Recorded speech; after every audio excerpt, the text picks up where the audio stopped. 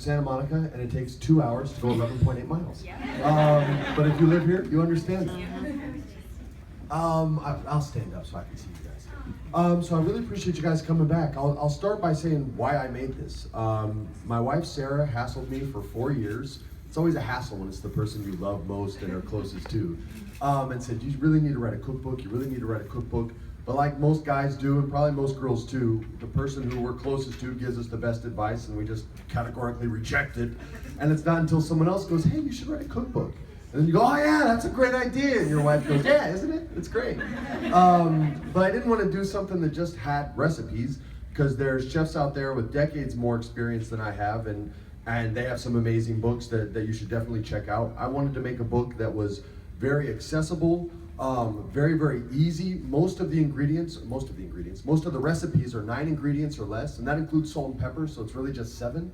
But more importantly, I put a story in with almost every single recipe in here from 20 years in this business and beyond that, from my childhood and all the weird stuff that happened to me as a kid, being the son of, hi Bill. I miss my baby, so it's good to hear you. There you are. Oh, pretty girl. Hi. So anyway, there's a lot of stories in there, and the point of those is to make you laugh and some to make you cry, but it's just to sort of relax you. And then when you finish that story, there's a recipe on the next page, and hopefully you have the guts to take a shot with it. But just an example of a couple of the things, like there's funny stuff in there, and I told a story on Jimmy Fallon the other night about Chris Klein and me getting in trouble in London, England, and him throwing this poor British dude in the river because the guy thought we weren't American for some reason. Now, granted, we were in our 20s and we had a few drinks, but this guy had to come in. We were in an elevator going down, and he said, I won't curse, I promise.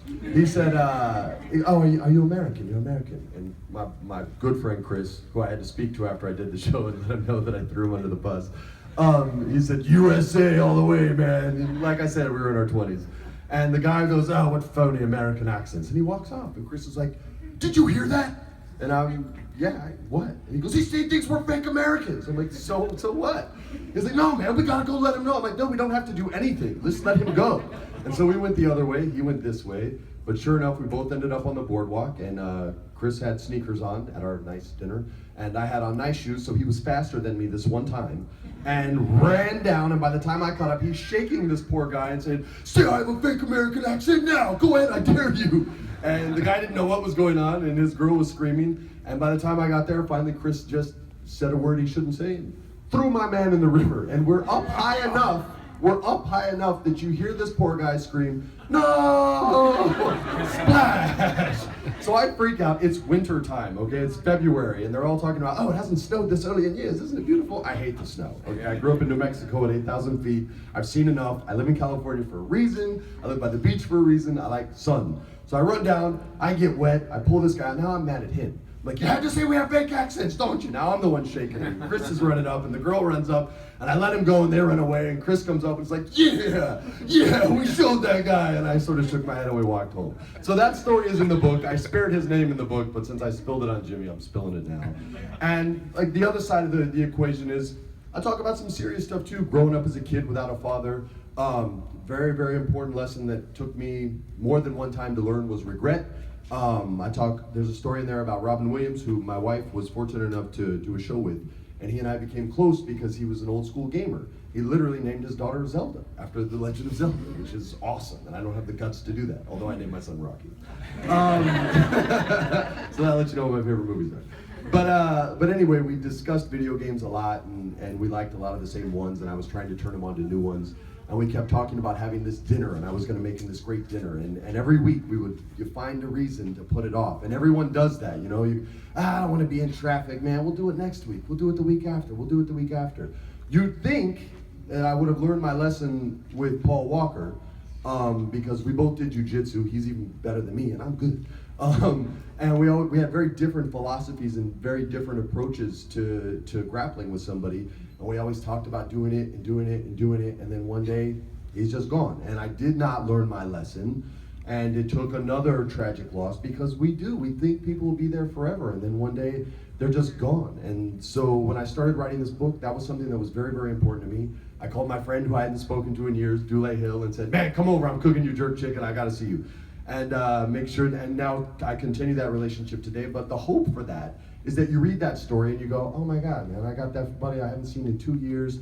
I put that off, I'm gonna invite him over for dinner and cook one of those recipes for him and have that moment. And so that's a lot of what the book's about. It's real easy to cook with your family. If whatever your kids think is cool, whatever you think is cool, your kids will think is cool until they hit puberty and then hate everything that you like. But until then, you really got a chance to make a strong impression on them and build a foundation. So when my daughter asks if she can come up and help, I say yes, she's amazing. When my son wants to come up and help, he's 3.5 and wrecks everything, I say yes. Their pizzas look completely different. One's in the shape of a heart, and it has broccoli, and it's perfect and beautiful. You know whose pizza this is. And the other one is the insides of a zombie, and it's just tomato sauce, sausage, and pepperoni everywhere. But they both taste great, and my son has a blast, and we're all covered in sauce and flour. And these are memories that we get to have forever. And I know this because that's what my mother did with me. My mom, all the stories and life lessons I learned were either due to a whooping, because she was a single mom in the 80s, or stories over the stovetop. That's where I learned about my grandpa and World War II, and he was an engineer on the USS Nevada, which was the only ship that escaped Pearl Harbor. And he used to always say, I never saw the war, Federi, that's what he would call me, but I heard every bomb drop. And so that was how I learned about that. And I was only like 7 or 8 years old, so by the time high school came around there at World War II, I was like, yeah, I got it. So a lot of those lessons came from that. My mom is she was very, very strict, as I am with my parents, and there's stories like that in there as well, as far as making your kids eat what you prepare and not letting them dictate terms of what meals are, because that's not how it used to be. And the grown-ups in here my age know, because their parents were hardcore like mine. My mother, I didn't eat dinner one time. She said, okay, baby, with like this Michael Corleone when he knows he has the senator by the stones and he says, my office, this senator, nothing. Like, she looks at me like that and she goes, okay, baby, you go to bed and I'll see you for breakfast. And so I went to bed. And the next morning I came out to eat breakfast, and sitting in front of me was the exact same plate with the exact same food, not refrigerated and not reheated. And it was the most disgusting thing that I ever had to eat, but I had to eat it or it would have been my lunch at school that day. So my mom was rough. I'm a little easier. If you ask my daughter how many times she has to try something, she'll say 10 times with an eye roll. And if you ask her how many times she has to try it after that, she'll say 10 more. But that just basically means she doesn't get to pick what she eats. I don't make her eat spicy things like jalapenos or stuff that's gonna hurt her, but she eats her vegetables, and now she makes broccoli pizza because of it. So those are sort of the main reasons why I put this book together. I hope you guys read it while you're waiting to take pics. Don't get in there, because the stories are quick and short, and they're a lot of fun. And just know that I spent 9 months of the last year putting everything I could into this book to make it unique, to make it special. I don't mean to keep looking at your crotch, it's just that's what a book is. And it makes me think of it. I'm like, oh, okay, great. I'm probably making him uncomfortable. But sorry. But the goal was to sort of make a book that would be easy, accessible, that would make you laugh, make you cry, make you think, make you love, and make you cook. And if that's all we got, then I'll do some questions. Can we get some real quick? Do some goodies and stuff? Can you sit from that?